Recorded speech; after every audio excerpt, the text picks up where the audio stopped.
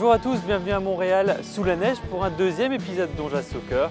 Un numéro exceptionnel pour débuter l'année 2016. Aujourd'hui, nous nous retrouvons dans le quartier de Rosemont, la petite patrie, pour parler soccer féminin. Nous accueillons l'internationale canadienne Josée Bélanger, l'une des meilleures joueuses au monde. Elle a participé à la dernière Coupe du Monde avec le Canada et vient d'être élue joueuse québécoise par excellence en 2015. On parlera avec elle de sa première expérience hors du Canada dans le club suédois de Rosengard. Nous évoquerons notamment sa carrière, ses rêves et ses objectifs avec l'équipe nationale. Autre invitée, l'ancienne joueuse et journaliste Émilie Duquette, mais également l'ex-sélectionneuse du Canada Sylvie Béliveau. Nous débattrons ensemble sur l'avenir du soccer féminin au Canada. Quelle perspective pour le soccer féminin au Canada? Voici le thème de notre débat que nous allons aborder dans l'un des bars historiques de la rue Saint-Hubert, le Petit Medley. Onjaz Soccer, épisode 2, c'est parti.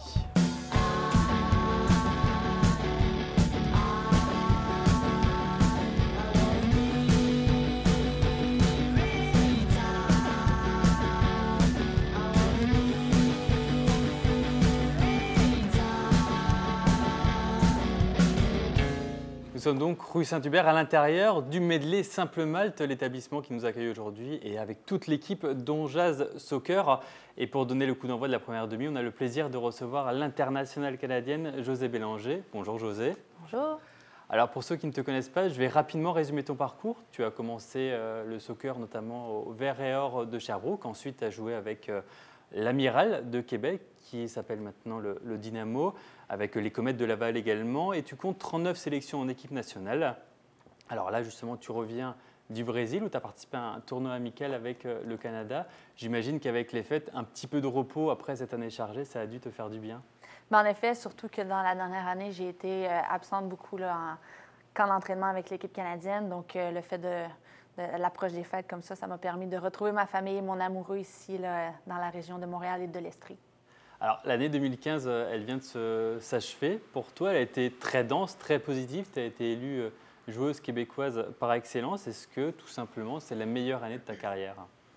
Je dirais que c'est la première année que j'ai été le plus constante, je dirais, dans mes performances. Donc, pour les gens qui me connaissent, on sait que le passé m'a mis beaucoup d'obstacles avec les blessures. Donc, j'ai été souvent freinée là, dû à des grosses blessures. Par contre, cette année, j'ai vraiment été en mesure de pouvoir compétitionner toute l'année.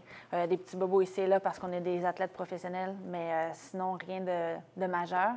Donc, oui, j'ai atteint un objectif, un rêve de jeune fille qui était de participer à une Coupe du Monde. Donc, de l'avoir vécu au Canada, c'est encore plus mémorable. J'ai ensuite signé mon premier contrat professionnel là, qui a duré 3 mois en Suède suite à la Coupe du Monde.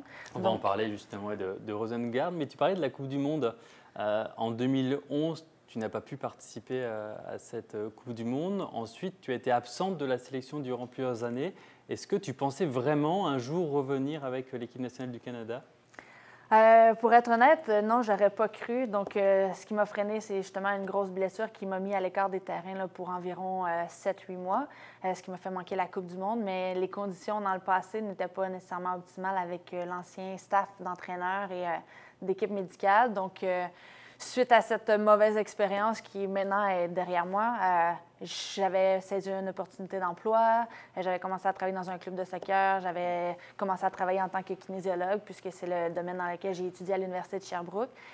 Tu pensais arrêter le foot, le soccer, vraiment? Je continuais à jouer pour le plaisir, là, à un bon niveau là, dans la Ligue 3A, mais je ne croyais pas poursuivre là, plus haut niveau. Alors, tu as quitté pour la première fois le Canada dans ta carrière à 29 ans pour jouer en Suède. Comment ça se fait? Pourquoi tu as décidé de quitter le pays? En fait, avant la Coupe du Monde, j'avais décidé de ne pas signer dans aucune équipe professionnelle puisque, bon, comme j'ai mentionné, le passé m'a réservé plusieurs obstacles dus aux blessures. Donc, je voulais vraiment mettre mon focus sur un seul objectif qui était la Coupe du Monde et de ne pas me laisser distraire par autre chose. Donc, suite à la Coupe du Monde, bien l'équipe de FC Rosengard, il perdait une attaquante qui quittait pour un autre club. Et donc, ils ont fait des recherches et puis mon nom est venu à leurs oreilles et puis ils étaient très intéressés puisqu'ils m'ont suivi durant la Coupe du Monde et ils croyaient que mon jeu pouvait vraiment venir complémenter leur manière de jouer. Donc, j'ai reçu l'appel. Un mois et demi après la Coupe du monde, un vendredi soir, je recevais un appel me demandant si je voulais me joindre à l'équipe. Et là, j'étais un petit peu surprise. J'ai dit, ben, quand est-ce que je dois rendre ma réponse? Ils ont dit, ben, demain. Là, j'ai dit, demain? Ça l'arrive vite. Ils sont comme, ouais, mais la fenêtre des transferts se termine mardi, donc on a besoin d'avoir la réponse et la signature très rapidement. Il n'y avait aucune activité de l'équipe canadienne, ce qui évitait les voyagements là, très longs. C'est très long de faire Malmö, parce que Rosengard joue à Malmö, Vancouver. Exact. Donc, l'opportunité était parfaite, parfait timing de dire que je pouvais jouer à un bon niveau, continuer à jouer au ballon, revenir prête pour l'équipe canadienne sans les inconvénients du transport. Et ton contrat vient de se terminer justement avec Rosengard. C'était un contrat de 3 mois et tu as annoncé sur ta page Facebook un nouveau défi allait prochainement être annoncé. Qu'est-ce que c'est? Bien, comme j'ai mentionné, vu que c'est une année olympique 2016, il va y avoir En février, il y a le tournoi olympique, tournoi de qualification olympique avec le Canada. Exact. Donc, on espère se qualifier et donc ça va impliquer beaucoup de camps d'entraînement avec l'équipe canadienne là, à chaque fenêtre FIFA là, qui nous permettent de pouvoir être libérés de nos clubs. Donc, c'est pourquoi j'ai décidé de ne pas retourner en Europe, puisque cela demanderait beaucoup trop de voyagement et bon, de décalage horaire, etc., et de devoir performer de part et d'autre rapidement, ça serait difficile. Donc, je vais me diriger vers la ligue de la NWSL aux États-Unis. Par contre, je ne peux pas encore mentionner lequel des clubs puisque je suis encore en négociation, mais c'est l'objectif là, pour la prochaine année. C'était un rêve aussi de jouer un jour aux États-Unis, dans la meilleure division nord-américaine? Oui, bien c'est ça. Tu sais, quand j'étais jeune, mon père m'a demandé ce que je voulais faire dans la vie et j'ai dit, je veux jouer au soccer. Je vais être une joueuse de soccer professionnelle. Et il m'a dit, non, mais je te demande réellement ce que tu veux faire comme travail. Là, j'ai dit, c'est ça, je vais être une joueuse de soccer professionnelle. Il dit, mais il y a des débouchés pour le soccer féminin. Et je dis, je vais trouver un moyen. Pour moi, c'est mon objectif. Et puis, c'est drôle, suite à ma signature avec FC Rosengard, j'ai dit, papa, je te l'avais dit, j'y arriverai. Donc, il a été content? Oui, il est content. Il m'a suivi beaucoup là, durant dans les 2 dernières années, là, depuis mon retour en équipe canadienne. Ça a été difficile pour lui, pour ma famille en général, de me voir renouer avec l'équipe canadienne, je crois, parce qu'ils ont vu combien j'ai été blessée dans le passé. Mais une fois qu'ils ont vu que réellement les choses avaient changé et que j'étais enfin heureuse dans la pratique de ma passion et de mon sport, bien, ils se sont impliqués davantage. Ils m'ont suivi beaucoup là, à la Coupe du monde. Ils se sont déplacés à Montréal, au stade olympique. Donc, c'est le fun de pouvoir les compter derrière moi. Tu disais à tes parents toujours que tu voulais être joueuse de soccer professionnelle. C'est à partir de quel âge? Tu n'as jamais voulu faire autre chose? Non, pas vraiment. Aux alentours de 15 ans, quand j'ai commencé à jouer en équipe du Québec, c'est là que j'ai compris un petit peu. Je viens pas d'une famille sportive. Ma famille, mes parents, mon frère, ma soeur ne font pas de sport. Donc, j'ai joué pour Quaticook jusqu'à l'âge de 12 ans. Et pour moi, j'avais un bon niveau, je m'amusais, je performais, puis je ne savais pas qu'il existait réellement autre chose. À ce moment-là, j'ai été recrutée pour faire l'équipe de l'Estrie pour les Jeux du Québec. Et puis ensuite, tout s'est découlé de l'équipe du Québec, etc. Mais à ce moment-là, j'avais aucune idée qu'il y avait une équipe nationale de soccer, qu'il y avait une équipe du Québec et même qu'on pouvait jouer au soccer professionnel. Donc, c'est une fois rendue en équipe du Québec et que là, j'ai eu mes premières invitations pour l'équipe nationale que je me suis dit, hey, c'est ça que je veux faire. Est-ce qu'il y avait un joueur ou une joueuse ou un club qui te faisait rêver? Je suis passionnée de soccer, mais passionnée comme joueuse. Encore aujourd'hui, ce qui n'est pas idéal, mais je n'ai pas nécessairement d'équipe que je suis religieusement. Non, ça a vraiment été la passion de jouer, l'adrénaline qu'on a sur le terrain, l'esprit de compétition. C'est vraiment ça qui... Est-ce que du coup, tu as suivi Didier Drogba à l'Impact de Montréal? Je n'étais pas ici quand il était arrivé, mais j'ai suivi un petit peu les résultats, un petit peu les réseaux sociaux. Ce qu'il a fait beaucoup de bruit ici, Drogba justement a changé la vie de notre chroniqueur Heinrich Heineken, qui est tombé un peu comme tous les Montréalais sous son charme. Et forcément, après la magnifique saison de Didier Drogba, Heinrich a voulu lui clamer tout son amour, notamment pour le convaincre de rester encore un peu plus longtemps avec l'Impact. On écoute ce cri du cœur et nous, on se retrouve dans un instant pour notre débat en compagnie de Sylvie Béliveau et Émilie Duquette. À tout de suite.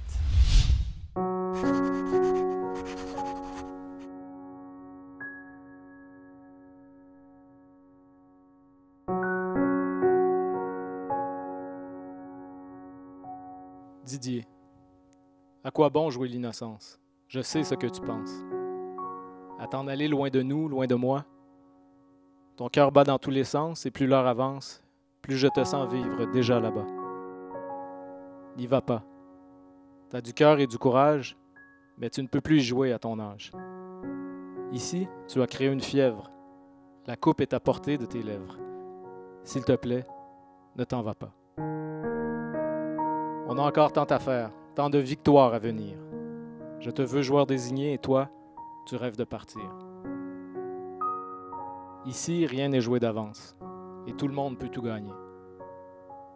Tout dépend de la concurrence et de la location money. Dans ma ville d'Amérique, ne sois pas nostalgique. Prends-moi la main jusqu'à l'an prochain, que je n'oublie rien. Ce soir, j'ai les idées noires, car la vie t'entraîne loin de mon regard. J'ai si peur dans ma tour d'ivoire de ne plus jamais te revoir, demain, si tu pars. Jour après jour, après jour, après jour, après jour, je répète les mêmes mots. S'il te plaît, ne t'en va pas. S'il te plaît, ne t'en va pas à Chelsea. À Chelsea, c'est loin en Titi. Loin en Titi.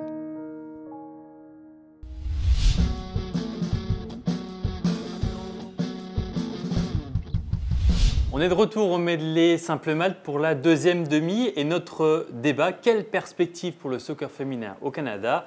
José Bélanger est toujours avec nous et à nos côtés, on accueille une ancienne sélectionneuse du Canada, Sylvie Béliveau. Salut Sylvie. Bonjour. Merci beaucoup d'être avec nous. Tu as entraîné la première équipe du Canada en Coupe du Monde, c'était en 1995. Qu'est-ce que tu en gardes comme souvenir? D'être là, c'était un accomplissement, mais en même temps, on établissait un rêve. Il fallait la reconnaissance, c'est ce qu'on allait chercher, parce que c'est comme si on n'existait pas.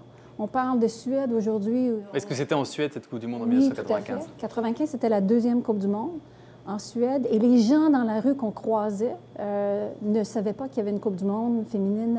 Est-ce qu'ils savaient que le Canada avait une équipe de soccer féminin? En Suède, non, mais d'ailleurs, ils ne savaient même pas que la Coupe du Monde avait lieu dans leur propre pays.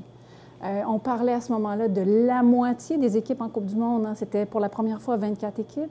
À la deuxième édition, c'était encore à 12 équipes. Donc, un format qui était tout à fait différent. En tout cas, avec nous également, Émilie Duquette. Bonjour Émilie. Bonjour. Alors, toi, tu as joué avec José au Vert et Or de Sherbrooke. C'était à l'université, c'était il y a quelques années pour toutes les deux. Qu'est-ce que tu en gardes comme souvenir? Comment José était à l'époque? L'athlète que j'ai devant moi aujourd'hui est carrément la même athlète que j'ai connue. Je pense que si José, à 29 ans, est rendue là où elle est rendue, c'est parce que son hygiène de vie, son éthique de travail a toujours été la même, qu'elle soit en équipe nationale ou qu'elle soit à la maison, chez elle, à entraîner des joueuses. Même à l'école, vous ne sortiez pas toutes les deux Honnêtement, là, je pense que je peux compter sur une ou deux mains les fêtes ou les parties où est-ce qu'on s'est couché tard parce que même si ce n'était pas le niveau national, au Canada, au Québec, quand on atteint le niveau universitaire, bien, je pense qu'on a des objectifs aussi, puis c'est toujours un travail collectif, on veut performer. Donc, ça fait partie du mode de vie de l'athlète, finalement. Alors, pour débuter ce débat tous les quatre, j'aimerais qu'on revienne sur la Coupe du Monde qui s'est donc déroulée au Canada à l'été 2015. Alors, on espérait forcément, nous, les journalistes, un premier succès du Canada à domicile. Finalement, José, votre équipe a été éliminée en quart de finale. Est-ce que, premièrement, peut-être Émilie, est-ce que, d'un point de vue médiatique, c'était une petite déception? On espérait, beaucoup avaient placé le Canada parmi les outsiders. Je pense qu'on avait placé le Canada dans notre top 3, top 4, parce que, bon, on recevait la Coupe du Monde. Ce serait difficile de dire l'inverse. On souhaite que notre équipe canadienne performe à la maison. Aussi le fait que, bon, retour de certaines joueuses, tout ça, on s'attendait peut-être à une meilleure performance, mais en même temps, si on regarde annuellement ce qui se passe au Canada en termes de développement de soccer, c'est difficile de se dire que notre équipe va faire un top 3 ou un top 5 où il manque encore des éléments pour y parvenir. Moi, je pense que ce serait peut-être mon constat personnel. Cette Coupe du Monde a été un énorme succès d'un point de vue... tu as participé à l'organisation justement de cette Coupe du Monde. Ça a été un énorme succès d'un point de vue médiatique. Il y a énormément de records d'audience à travers le monde et notamment au Canada. Je crois qu'il y avait à peu près 3,2 ou 3,5 millions de téléspectateurs pour ce Canada-Angleterre. Et dans les stades, contre l'Angleterre, 54 000 personnes. C'est un énorme succès dans cette Coupe du Monde. Il y a de plus en plus d'engouement pour le soccer féminin. Donc, qu'on revienne à la Coupe du Monde de 2011 en Allemagne, où non seulement le nombre de spectateurs dans les stades, ce qui est télévisé, mais maintenant c'est télévisé mondialement. Donc même la tenue des matchs dans l'organisation est tellement importante. L'heure des matchs, ici au Canada, on peut se questionner pourquoi des matchs à 4 heures, mais c'est parce qu'on insiste maintenant pour que les matchs soient diffusés à des heures qui sont quand même acceptables. Que ce soit en Europe, en Asie, en Afrique, partout. Donc on sait que le Japon était l'équipe en championne en titre. Et donc, il y avait beaucoup d'exigences au niveau de l'Asie pour pouvoir voir les matchs à d'autres heures que 2 ou 3 heures du matin. Donc, dans l'organisation, et on doit célébrer ça, parce que pour moi, de savoir que le monde entier veut voir la Coupe du monde, je pense que c'est quelque chose pour le soccer féminin. On a atteint des sommets maintenant qui sont très louables. La prochaine étape pour le Canada et pour le soccer féminin, c'est les JO 2016. Alors, une médaille au JO, est-ce que c'est un objectif raisonnable? On se souvient que l'équipe canadienne avait décroché, c'était une petite surprise, en 2012, une médaille de bronze. Est-ce que c'est un objectif réalisable, une nouvelle médaille? Je pense que comme athlète, c'est ce qu'on vise. On peut pas... jamais on va rencontrer un athlète qui va satisfaire d'un objectif qui soit facilement atteignable. Donc, forcément que on veut aller chercher cette médaille d'or, être sur le podium pour ces Jeux olympiques-là. Je pense que tout de même, oui, peut-être que pour plusieurs, ça va signifier qu'on vise gros, mais je pense que c'est quelque chose qui peut être réalisable, sachant le progrès qu'on a fait dans les dernières années. Le soccer féminin, avant, il y avait 2, 3, 4 équipes vraiment qui dominaient. Maintenant, il y a quasiment une dizaine d'équipes presque du même niveau. C'est de plus en plus dense, de plus en plus étoffé. Émilie, tu as eu l'occasion de voir cette Coupe du Monde. Évidemment, pour les JO, j'imagine qu'il va y avoir énormément de concurrence. Bien, on se rend compte que le soccer féminin se développe. On parlait de l'engouement, mais au niveau du talent aussi des joueuses, parce que on regarde ce que les jeunes joueuses ont comme possibilité. Puis là, bon, je ne parle pas nécessairement, oui, au Canada, mais ailleurs aussi dans le monde. Moi, quand j'ai commencé à jouer, c'était peut-être pas la même réalité. Alors, si on recule derrière à Sylvie, puis c'est pas si loin que ça, mais quand même quelques années plus tôt, où est-ce que c'était carrément des pionnières, les jeunes filles n'ont pas du tout, elles ont beaucoup plus, elles se font offrir beaucoup plus que nous, ce qu'on s'est fait offrir. Alors, forcément, si l'encadrement est là, le talent individuel est une chose, mais si la structure fait en sorte que l'athlète se développe, bien, c'est sûr qu'on arrive aux Jeux olympiques et là, bien, on a de plus en plus de pays dont les joueurs sont capables de jouer au foot. Sylvie, l'évolution du soccer féminin a quand même été extrêmement importante depuis vos débuts et ce côté pionnier justement pour vous. Oui, puis je pense qu'au tout début, là, les grands jeux, il faut avoir une Coupe du monde. Là, on parlait de 91, donc 24 ans jusqu'à 2015. Mais dès 96, on était accepté comme sport aux Jeux olympiques. Alors, dans mon temps, c'était amateur. Ça veut dire qu'on travaillait le jour et le soir, on allait s'entraîner. Il fallait quand même trouver les 6 heures d'entraînement par jour pour pouvoir performer au niveau international. Aujourd'hui, on se permet d'avoir une vie un peu plus équilibrée. Je me le permets, Josée, mais quand on fait de sa vie son sport. À partir de ce moment-là, comment on gagne sa vie? Puis il faut voir que ce n'est pas les premières années, c'est les années où on est en forme, en santé. Il faut pouvoir survivre par la suite. C'est combiner tout ça qui n'est pas évident. Non seulement financer le sport, mais le faire vivre au niveau professionnel. Je pense que c'est la prochaine étape, mais ce n'est pas la moindre. Justement, le côté professionnel du sport féminin, on va en parler avec le professeur Olivier. On se retrouve dans un instant pour la suite de notre débat. Le professeur Olivier, dans sa chronique, va nous parler d'une différence éventuelle de traitement médiatique entre le sport féminin et le sport masculin. À tout de suite. Aujourd'hui, j'aimerais poser une question et tenter d'y répondre. Cette question-là, c'est: est-ce qu'il y a une différence dans le traitement médiatique qui est accordé aux athlètes masculins versus les athlètes féminines? Bon, avant même de continuer, je tiens à spécifier que je ne vise aucun média en particulier. Je parle des médias en général. Ça peut être des médias du Québec, du Canada, des États-Unis, de la Nouvelle-Zélande, de l'Australie, peu importe. Bon, on va tenter de répondre à cette question-là en utilisant le concept de framing. C'est quoi ça, le framing? Eh bien, selon Robert Entman, le framing, c'est lorsque les médias décident de faire un choix dans le traitement de la nouvelle, de qu'est-ce qu'ils vont couvrir.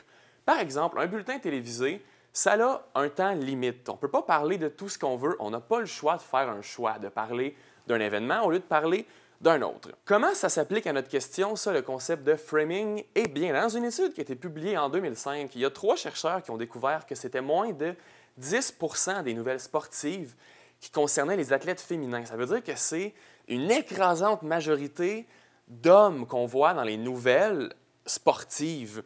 Qu'est-ce que ça fait, ça? Qu'est-ce que ça change qu'on voit autant d'hommes à la télévision dans les sections dédiées au sport? Eh bien, pour citer Guy Tuckman, la couverture télévisuelle, c'est comme une fenêtre sur le monde. C'est un cadre à travers lequel on apprend plus sur nous et sur les gens qui nous entourent. En d'autres termes, à force de voir autant d'hommes faire du sport à la télévision et aussi peu de femmes, on associe les concepts de masculinité et de sport et on les imbrique l'un dans l'autre. Ça renforce un stéréotype voulant que ce soit plus normal pour un homme de faire du sport et moins normal pour une femme d'en faire, malgré que ce soit une femme sur 3 en Amérique du Nord qui pratique activement un sport. Bon, c'est vrai, ça change, on n'est pas au même endroit qu'on était en 1950, mais il existe encore un biais défavorable envers les athlètes féminins. Évidemment, la problématique est un petit peu plus complexe que ça. Il y a des facteurs économiques, démographiques, politiques, name it, il y en a beaucoup, mais ça, on met ça dans le Tupperware, ça va au congélateur, c'est pour une autre émission.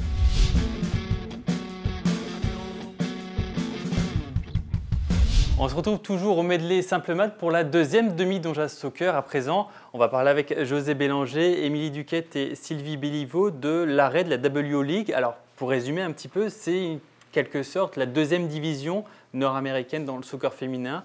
Après 20 ans d'existence, la WO League a cessé d'exister. C'est, j'imagine, un coup dur, Émilie, pour le soccer féminin canadien? À chaque fois qu'on fait un petit pas de devant pour le foot féminin au niveau, bon, là, c'est une ligue semi-professionnelle, alors les filles ne vivent pas de ça. Elles sont quand même capables de jouer durant l'été, mais certaines vont quand même travailler. On avance, puis là, oups, on n'y arrive pas et on revient derrière. Là, il semble y avoir une suite à ça. Alors, les filles évolueraient dans une nouvelle ligue aux États-Unis. L'United Women's Soccer. Exact. Mais encore là, les Comètes de Laval et le Dynamo de Québec doivent attendre l'autorisation de l'Association canadienne pour aller de l'avant avec ce projet-là. Alors, est-ce que c'est encore un genre de projet pilote pour voir comment ça va aller?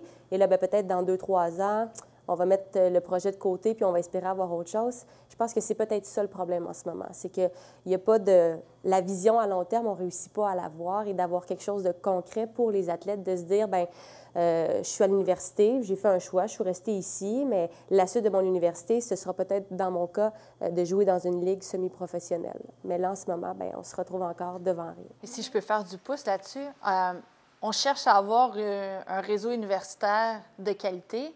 Par contre, il y a comme un maillon manquant parce que si on veut un jour jouer professionnel, par exemple, ou même en équipe canadienne ou en équipe nationale, pour nous, c'est l'équipe canadienne.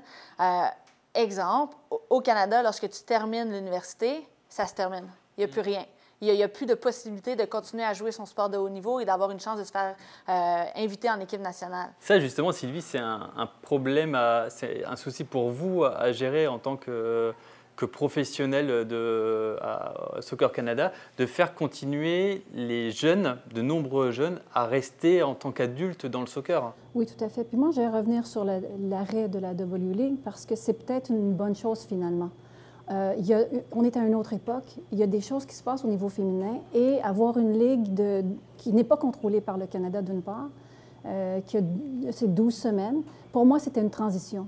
Et c'est pas facile pour une joueuse d'être constamment à la recherche d'un club qui lui permet d'aller vivre 12 semaines. C'est très peu, c'est très court. Si on compare aux ligues en Europe, c'est beaucoup plus long comme saison. En fait, c'était bien pour les joueuses universitaires. C'était en fait un tremplin en attente de rentrer à l'université et de faire une bonne saison. Mais je reviens sur la joueuse de 22 ans qui a terminé ses études universitaires. Elle joue à quel endroit?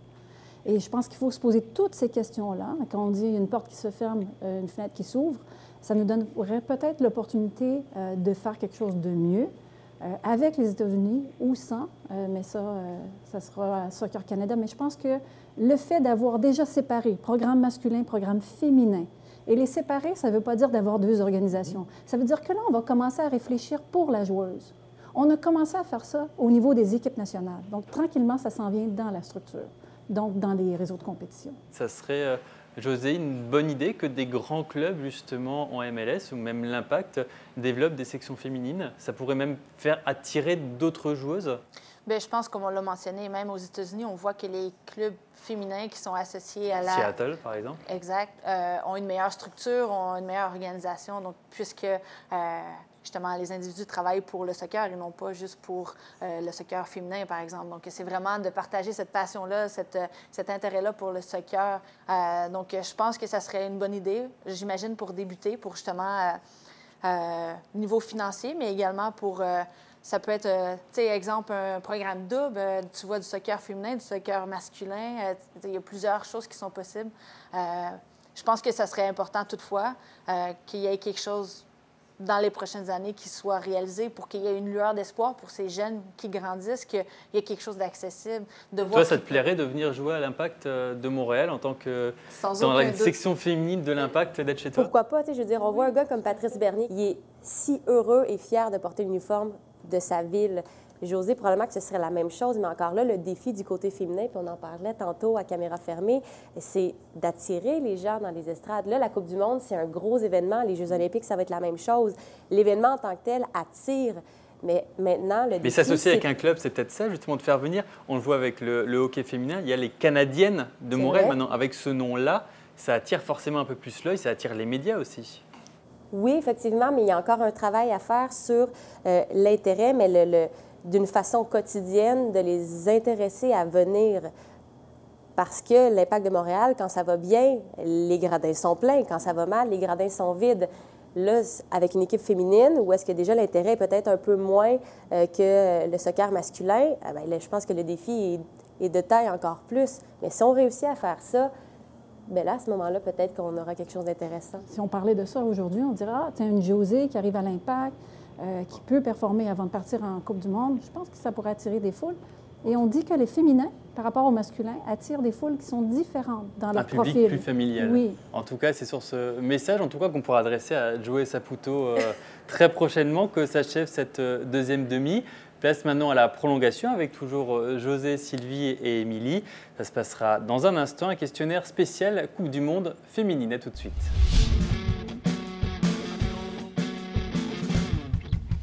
On est de retour au medley Simple Maths pour la prolongation. Place à notre questionnaire. José, Émilie, Sylvie, est-ce que vous êtes prêtes? On est prêtes? Alors, le thème sera donc la Coupe du Monde féminine et le Canada. Attention, c'est une question de rapidité. La première qui trouve 3 bonnes réponses a gagné le maillot dédicacé de José. Donc, si c'est José, il faudra vous battre. Évidemment, vous pouvez répondre tout de suite, rapidement, avant même la fin de la question, si vous avez la bonne réponse. Attention, première question. Dans quel pays s'est déroulée la première Coupe du Monde féminine? C'était en 1991. Chine. En Chine. Bonne réponse, Sylvie Je le savais, Béliveau. mais je voulais les laisser vu que c'est la doyenne. J'étais là. 1-0 pour Sylvie. Deuxième question. Quelle est la meilleure buteuse de l'histoire des Coupes du Monde? Attention, en cumulé. Est-ce qu'on peut avoir un indice sur sa nationalité? Ah, la nationalité, ça va être trop facile, mais elle joue dans le même club que José. Bon, allons-y pour Christine Sinclair. Ah non. Club, elle joue à Rosengard. Martha, José. José la première, 1 pour José, 1 pour Sylvie, 0 pour Émilie. Ça va, j'aime. Alors, troisième question. Émilie, tiens-toi prête. Quelle est la meilleure place obtenue par l'équipe du Canada en Coupe du Monde? 4e, 2003. Parfait. Défaite face à la Suède 2-1 après avoir mené 1-0. Et défaite en troisième match pour la troisième place contre les États-Unis, 3-1. Émilie, juste pour la petite information, cette finale a été remportée par l'Allemagne contre la Suède. Donc 2 pour Sylvie, 1 pour José, 0 pour Émilie. Attention, il faut se rattraper. Peut-être une question décisive. Quelle joueuse canadienne a le record de participation en Coupe du Monde? Christine Sinclair. Non, pas Christine Sinclair. Christine Sinclair n'a participé qu'à 4 Coupes du Monde. Karina Leblanc? Karina Leblanc, de partout. Combien de Coupes du Monde? Ah, je ne sais pas par contre. Pas sa cinquième. On en a 6 total. Et c'était sa pas en dernière. 95. Elle a fait de 99 à 2015. 5 Coupes du Monde. Et c'était sa dernière. Sa dernière, c'est certain. Elle ne va pas continuer. Donc, 2 pour José, 2 pour Sylvie, toujours 0 pour Émilie. Ça va, je peux remonter la pente. Ah bah parfait, attention. 5e question, combien de Québécoises faisaient partie de l'équipe du Canada? Vas-y. Cette année? Ouais, Oh, il n'a lors pas de la fini sa Coupe du question. Monde. 3? Attention. Bah José. Hey, non! Bah, t'as dit la question? J'allais les nommer. Non, vas-y, allez, vas-y. J'allais les nommer. Pas le droit à l'erreur, vas-y. Ryan Wilkinson, José Bélanger, Marie Evenot. Voilà. Je pense que ça vaut 2 points, ça. Ça vaut 1. Allez, on va pas... Donc, 2, 1. 6e question. Combien de buts a marqué Christine Sinclair lors de ses 4 participations en Coupe du Monde? 6. 9. Sylvie Béliveau remporte ce questionnaire. 9 buts, 3 en 2003, La technicienne. 3 en 2007, 1 en 2011 et 2 en 2015. Voilà, et bien c'est sur cette belle parole donc s'achève ce 2e numéro d'Onja Soccer. Merci beaucoup José, bon courage pour ce tournoi de qualification pré-olympique qui arrive très bientôt. Merci beaucoup Émilie Duquette et Sylvie Béliveau d'avoir été avec nous. Merci évidemment au Medley Simple Malte et à René, son patron, de nous avoir accueillis. Merci à toute l'équipe d'Onja Soccer, Julien, Thomas, Cédric, Aurélien et Delphine pour la réalisation. Et bien sûr, au nom de toute l'équipe, on vous présente nos meilleurs vœux pour 2016. On se retrouve très bientôt pour un nouvel épisode d'Onja Soccer. À bientôt.